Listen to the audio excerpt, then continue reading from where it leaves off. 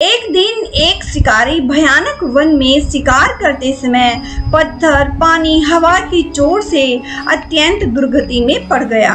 कुछ दूर आगे बढ़ने पर उसे एक वृक्ष दिखाई दिया। उसकी छाया में जाने पर उसे कुछ आराम मिला। तब उसे स्त्री बच्चों की चिंता सताने लगी। इधर सूर्यास्त भी हो गया था। ठंड के कारण उसके हाथ पैर में कंपन हो रहा था और दांत किटकिटा रहे थे। उसी वृक्ष पर एक कपोत अपनी पत्नी की चिंता में घुल रहा था। उसकी स्त्री पतिव्रता थी और अभी चारा चुगकर वापस नहीं आई थी। वस्तुतः वह इसी व्याध के पिंजड़े में पड़ी थी। कपोत उसके ना लौटने पर विलाप कर रहा था। पति का विलाप सुनकर कपोती बोली, नाथ, मैं पिंजड़े में बंधी हुई हूँ, कृपा आप मेरी चिंता न कर अतिथि धर्म का पालन करें। यह व्याध भूख और ठंड से मरा जा रहा है। सायंकाल अपने आवास पर आ भी गया है। यह आर्त अतिथि है, यद्यपि यह शत्रु है, फिर भी हमारा मेहमान है, अतः इसका सत्कार करें। इसने जो मुझे पकड़ रखा है वह मेरे किसी कर्म का फल है। इसके लिए व्याध को दोष देना व्यर्थ है। आप अपनी धर्ममयी बुद्धि को शिथिल करें, क्योंकि थके हुए अतिथि के रूप में सारे देवता और पितृ पधारते हैं। अतिथि सत्कार से सबका सत्कार हो जाता है।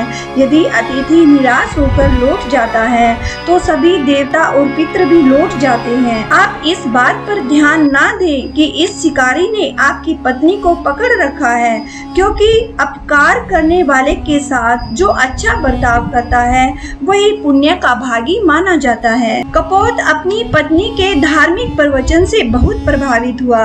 उसमें धर्ममयी बुद्धि जाग पड़ी। उसने शिकारी के सामने उपस्थित होकर कहा, तुम मेरे घर पर आए हुए अतिथि हो। मेरा कर्तव्य है कि मैं प्राण देकर भी तुम्हारी सेवा करूं। इस समय तुम भूख और ठंड से मृत प्राय हो रहे हो। थोड़ी देर प्रतीक्षा करो। इतना कहकर वह उड़ा और कहीं से जलती हुई एक लकड़ी लेकर आया और उस जलती हुई लकड़ी को दूसरी लकड़ियों के ढेर पर रख दिया। धीरे धीरे आग जल उठी। उससे व्याध की जकड़न दूर हो गई। तब कपोत ने व्याध की परिक्रमा करके अपने को अग्नि में झोंक दिया। व्याध उसे अग्नि में प्रवेश करते देखकर घबरा गया और अपने को धिक्कारने लगा। फिर उसने कपोती और अन्य पक्षियों को पिंजड़े से निकालकर छोड़ दिया और कपोती ने भी अपने पति के पद का अनुसरण किया।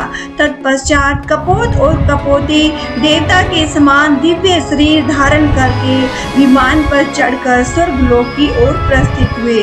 उन्हें जाते देखकर व्याध ने उनकी शरण ली और अपने उद्धार के लिए उपाय पूछा। इस पर कपोत ने उसे गोदावरी में स्नान करने की बात कही और जीवन पर्यंत अहिंसा का मार्ग अपनाने के लिए प्रवचन किया। 1 मास तक गोदावरी स्नान करके वह शिकारी भी स्वर्गलोक को चला गया। गोदावरी का वह स्थान आज भी कपोत तीर्थ के नाम से विख्यात है।